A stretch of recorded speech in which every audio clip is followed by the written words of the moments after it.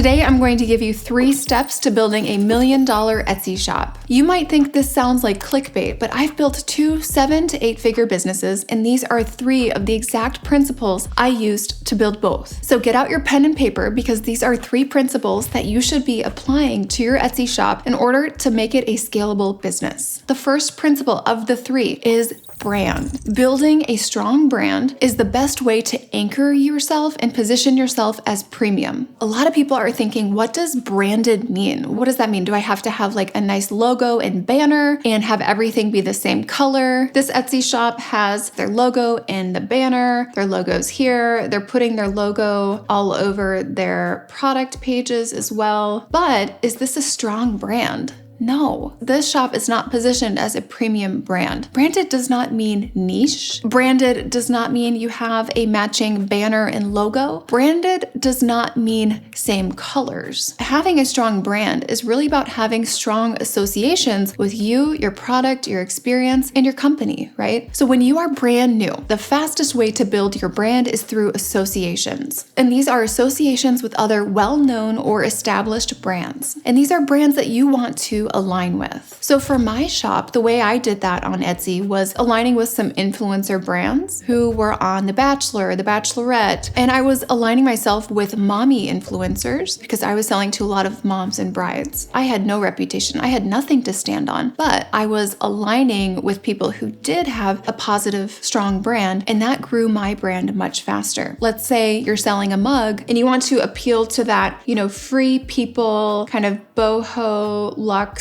customer. Well, then you might go for some very layered texture looks with a lot of accessorizing and kind of like a worn-in balayage hair with beachy waves, right? It could also be, how you display your products and the type of editorial, visuals, and merchandising that you do. For example, if you are selling hair accessories or really any accessories, if you have a very editorial look and way of displaying things with, heavy shadows and dimension and depth happening, kind of like anthropology does, they would think, oh, this looks very anthropology because you are displaying your products in the same way. This can also be through fonts, through colors, through patterns and textures. Here's an example of a non-branded shop. It is just a little bit all over the place. Just because it has, everything looks the same, it does not mean that it is a strong brand. There's no real positive associations happening here. Now, here's an example of a much better brand. Now, I still think this one has a lot of improvement to be made. We have a lot of embroidered items, but a variety of products serving similar customers. It's all very cozy feeling, showing slippers and oversized fits and, the colors, the hues, like everything is much more cohesive here. Hopefully you can see the difference. So now socials, I want to talk about social media because that is a much faster way to build your brand if you do that alongside Etsy. Because the more consistent you are in the more places, the faster your brand will grow. So you can be very consistent in your Etsy shop, but if you don't have a presence on any other platform, your brand is only known for being on Etsy. But if you have a consistent brand on Etsy, on Instagram, on Facebook, on your Pinterest, that is your brand showing consistency on many different platforms, which just strengthens your brand and it will grow you faster. Why is a brand important? You might be thinking, do I really need a brand? Well, a brand does really increase the enterprise value of your business. That can make you a much stronger sellable asset if you do want to have an exit strategy at some point. You need to build a brand that's way beyond Etsy if you want to actually be a sellable business. If you're thinking long-term with your shop, you absolutely need to be thinking about building a brand first and foremost. Etsy's platform is one of the easiest to build a brand on because you own your customer experience and you own the look and feel of your shop. So it's really easy to create a boutique feel, whereas on something like Amazon, it's a lot harder to build a brand there. You don't own your experience, your policies, or really the interface of your shop. We want to remember that we're building the brand for our customers, not for ourselves. So think of building a brand like staging a house. Don't think of creating a brand like decorating your own house with things that you like. Think of it like the presentation that will appeal to the type of clientele that you want. And customer experience is a huge part of branding that most people forget about. Like Chick-fil-A, think the Four Seasons, right? They are known for their experience. That is part of their brand. That is a strong pillar of their brand. brand. All right, so we've talked about branding. That's the first thing. Number 2 is outsourcing. Now, a lot of people will say, Dylan, that's so wrong. That sounds like you're going to take advantage of people in sweatshops or something.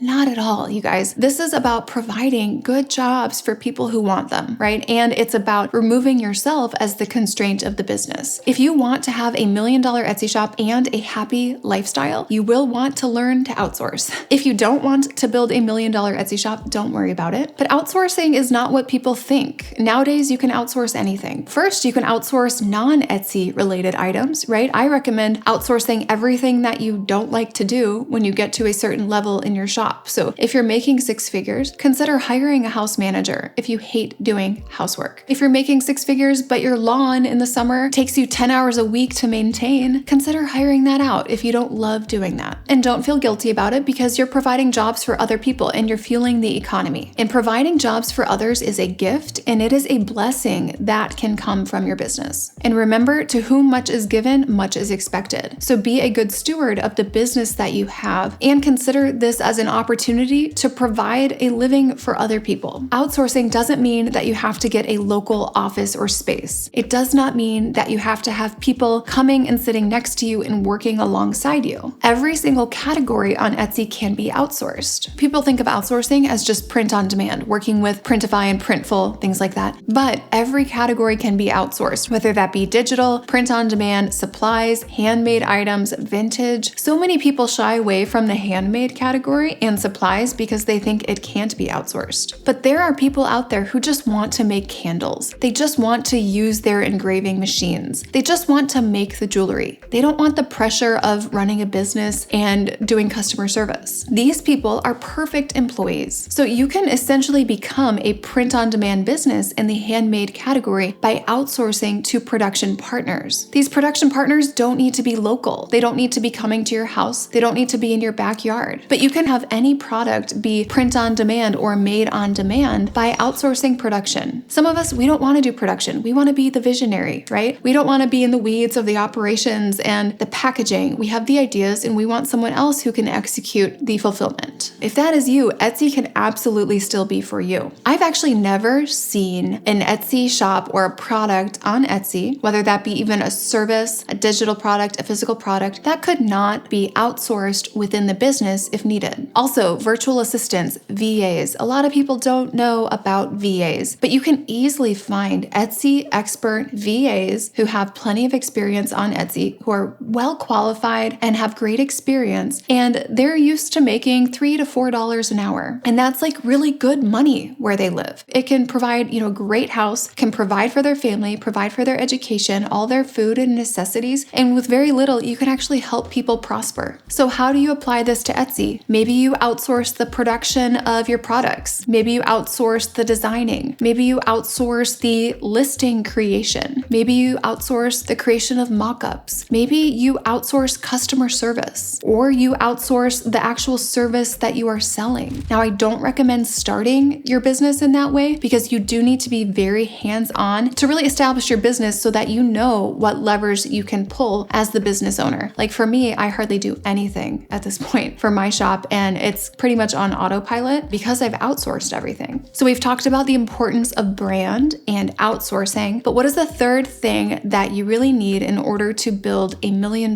business on Etsy? That is profitable customers. And I throw this term around a lot, but I really want to break this down. Profitable customers, targeting the right people with the right product, that is what makes product market fit. Who you sell to is actually one of the biggest things that can impact your profit margin. Targeting the right customers is also probably the biggest key to developing consistent growth and profitability in your business. So we need to position your business at the premium end of things. Again, this requires branding, which is why point number 1 is so important. Without strong branding, you won't be able to target profitable customers. Targeting profitable customers, that is going to give you and your brand and your company staying power. It's also going to make your growth much smoother. The most price-sensitive customers, they are the worst customers to deal with. For example, if you're selling something that's, let's say, $50,000 to someone, and it's exactly what they need, what they want, they're gonna ask, how can I wire the funds? Whereas if you sell something that's $100 to someone, and that's their last $100, they are going to be be such a thorn in your side. They're going to be asking for refunds, returns. They're going to nitpick every single detail. Think about the types of customers that you want to rely on for your income and that you want to work with and that you want to provide products and services for. So those three things, brand, outsourcing, and serving profitable customers, I believe are absolutely essential to building any seven-figure business, but especially one on Etsy. If you have any questions about these things or what other levers you need to pull in your shop to get it to seven figures, we love building businesses and we're currently helping several thousand Etsy sellers build theirs. If you'd like to learn more about that, just schedule a free call with myself or my team and we'd be happy to give you a free demonstration. All right, we'll see you guys in the next video.